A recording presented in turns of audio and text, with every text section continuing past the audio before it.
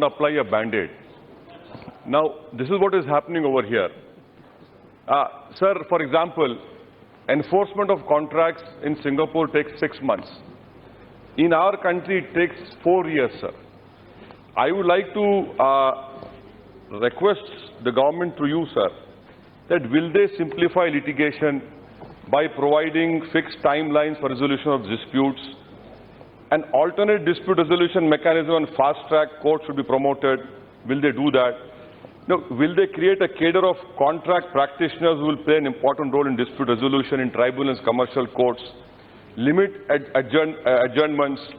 Introduce pre-trial conferences as part of case management techniques for commercial courts. And mediation is very important. Will they introduce financial incentives for parties in commercial cases to attempt mediation? And sir, for lower judiciary, I'm quoting from the Economic Survey 2017-18. The Economic Survey recommended for smooth contract enforcement, it will be necessary to build capacity in lower judiciary to deal with economic and commercial cases. This may be done through training of judges and digitization of judiciary. The Economic Survey of 17-18 also recommended injunction and stays. Reliance on injunctions and stays should be reduced.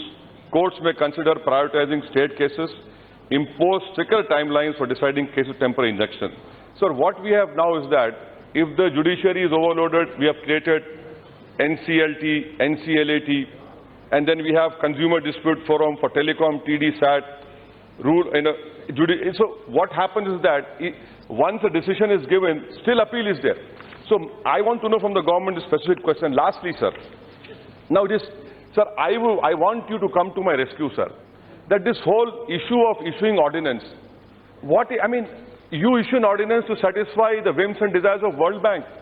But why did it take you so much time to introduce an ordinance when the Supreme Court overturned the SC/ST Act? And lastly, sir, there is a ICADR regional courts center in Hyderabad and Bengaluru.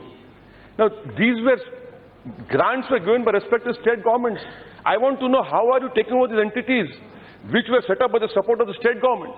And I'm concluding, sir. And lastly, what is the assurance which the government is giving to the country and to this August House for this ADR to be taken seriously? How impartial are you going to be? What is the distance that you're going to maintain from this particular center which you are going to establish? Because for it to be taken seriously, the government must be far away. That is why initially society received grants from governments and non-government sources, sir. These are the important points. I hope the minister will reply to it and does not run away from it. Thank you, sir. E.T. Mohammad Bashir.